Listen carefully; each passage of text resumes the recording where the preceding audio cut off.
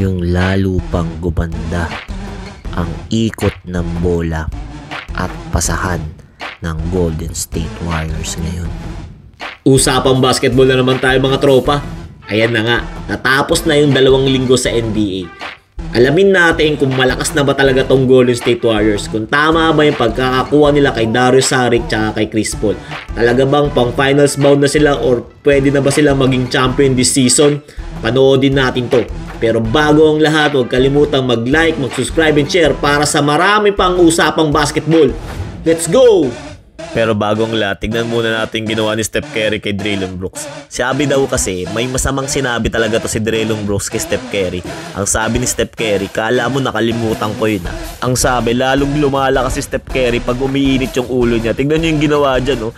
Katakot-takot na pamamanis siya, no? Ginawang bata to si Dillon Brooks, tapos naging mukhang payaso, nagtatalo na parang palaka. Tapos tignan mo yung reaction ni Steph Curry.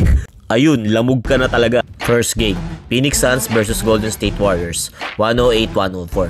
Nanalo yung Phoenix Suns dito, pero makikita natin nag-i-start na mag-gel dito yung Golden State Warriors. Ang naging problema talaga nila rito is hindi pumapasok yung mga tira sa labas ni Chris Paul. Siguro wala talaga tong na-shoot ni isang 3 points. Pero ang maganda rito, alam natin hindi naman mangyayari yun lagi. Maganda sa game na to, nakikita mong hindi pagod si Klay Thompson tsaka si Stephen Curry at maganda yung ikot ng bola. Second game, ito yung nagiging rivalry nilang kalaban, Sacramento Kings. 122-114, nanalo rito yung Golden State Warriors. Ang key sa mga larong ito is yung pagputok ni Stephen Curry na 41 points ata yung ginawa nito. At ang maganda rito, nakikita na natin kung gaano ka-importante si Chris Paul sa kanilang team. Nakapagtala to ng 12 assists tsaka 10 points sa laban na to.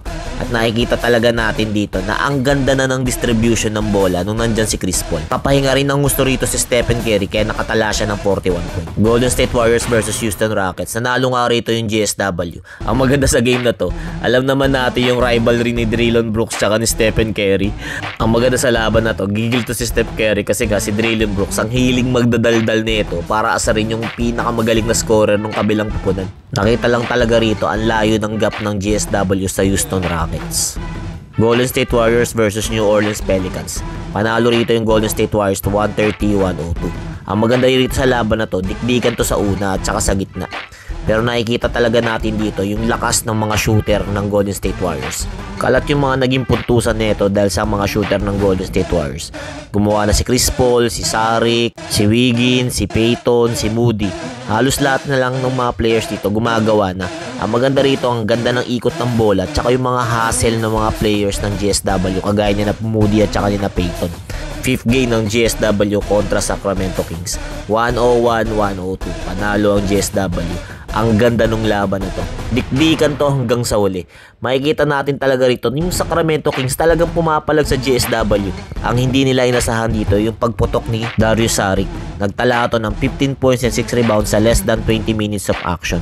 Grabe talaga tong laban na to. Ang ganda ng depensa rito. Wala nang pumutok sa GSW dito. Yung pinakamataas na puntusan na rito si Steph Curry na 21 points. Si Wiggins, si Green, si Looney, si Thompson.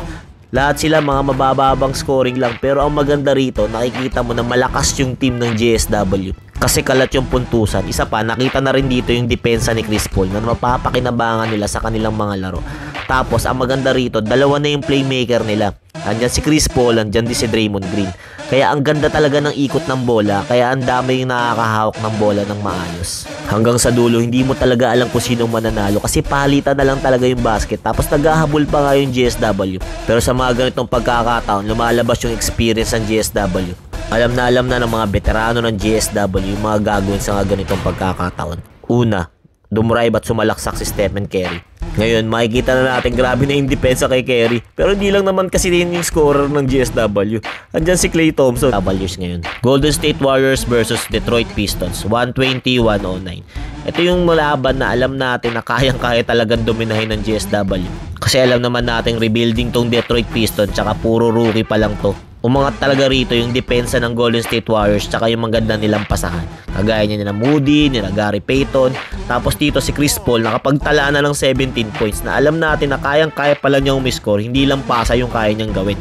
Maganda rin dito yung nilaro ni Kuminga na alam natin na siya ang next generation superstar ng GSW.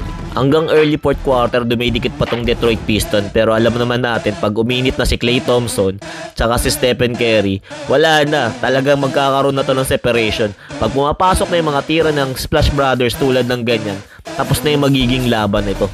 Yung mga salaksak na ganyan, naku po, wala ka nang aabutan. Ayan na. Grabe no, ang ganda ng pagkakablend ni Darius Saric tsaka ni Chris Paul. Si Darius Saric na malaki, na may tira sa labas, ma-hustle at may rebound. Tapos si Chris Paul na wala na ibang gagawin kundi i-set up yung mga magagaling na shooter sa liga. Ang ganda pa nito, nagbe-blend si Draymond Green tsaka si Chris Paul kahit pareha silang playmaker. Kaya ang ganda ng nangyayari sa Golden State Warriors ngayon. 6 na panalo, 2 talo. Pang number 2 or number 3 ata sila sa Western Conference. Pero alam natin, pag pinapanood mo yung laban nila, contender na talaga sila ngayon. Wala lang major injury, tingin ko may pag-asa silang mag-champion. Depende na lang yan sa lalaroin ng Los Angeles Lakers and Denver Nuggets. Kaya excited na ako mapanood pa tong Golden State Warriors sa buong season. Kaya mga tropa, huwag kalimutan mag-like, subscribe, and share para sa marami pang usapang basketball. Thank you! Nga pala, gusto ko magpasalamat sa lahat ng mga bumoto. Salamat sa inyo. Para sa inyo tong video na to.